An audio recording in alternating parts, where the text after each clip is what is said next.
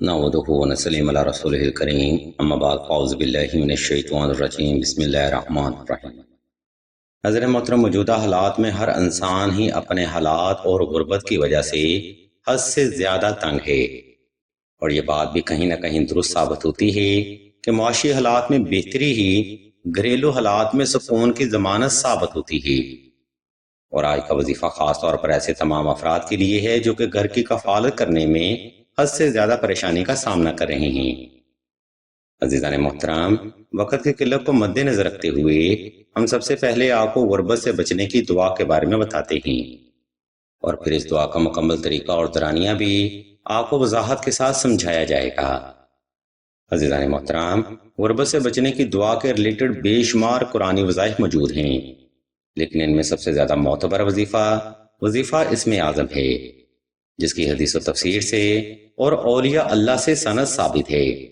اور ایسے وظائف جو کہ سند سے ثابت ہوں، وہی وظائف روحانیت سے فیض حاصل کرنے کا افضل ترین ذریعہ بنتے ہیں۔ یہی وجہ ہے کہ آپ نے برے حالات سے بچنے کی دعا اسم اعظم آپ نے کچھ اس طرح سے پرفارم کرنی ہے: اسم اعظم یا مغنی، اسم اعظم یا رزاقو، اور یا رب العالمین۔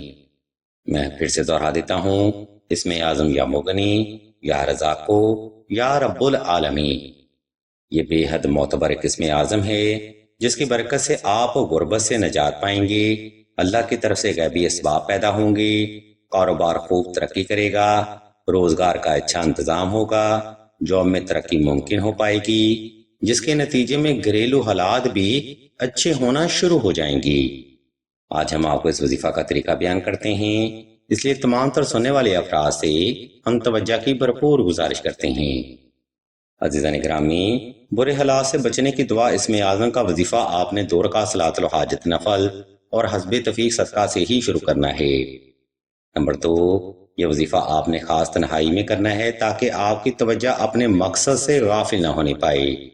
نمبر 3، اگر آپ کو ہر کام میں رکاوٹ یا بندش کا مسئلہ ہے تو اس وظیفہ کے ساتھ 2 عدد نقش نادیلی لازمی تحریر کیے جائیں۔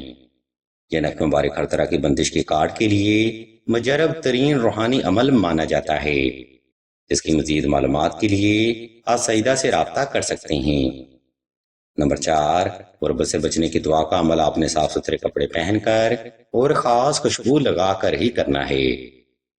عزیزان محترم، سلسلہ اسم اعظم کو یہ اعزاز بھی حاصل ہے کہ سلسلہ آپ کو وظائف کے ساتھ ساتھ اس کا طریقہ بھی وضاحت کے ساتھ بیان کرتا ہے۔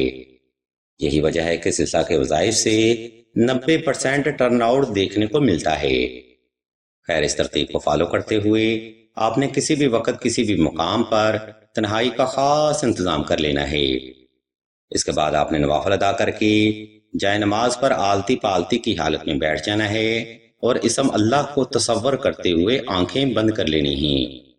جب آپ پرسکون ہو جائیں تب آپ نے اسم اعظم کی تلاوت شروع کرنی ہے۔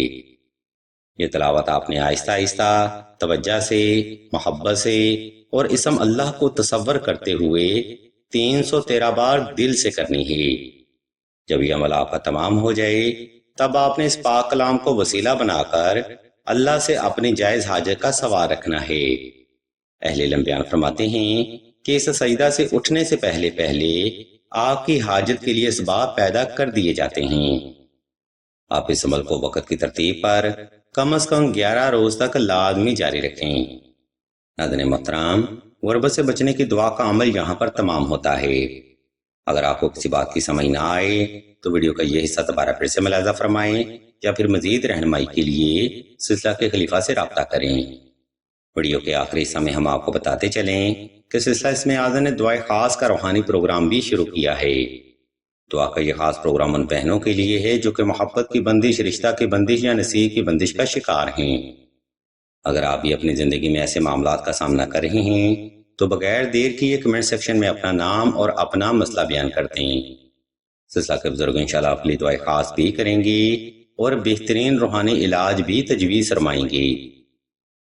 ہم بھی اللہ کے حضور دعا کرتے ہیں کہ تمام مسلمانوں کو اپنے حفظ و ایمان میں رکھیں اور تمام مسلمانوں کی تمام نیک اور جائز حاجات کو صدقہ محمد و آل محمد کی نسبت سے جلد پورا فرمائیں۔ آمین ثم آمین یا رب العالمین۔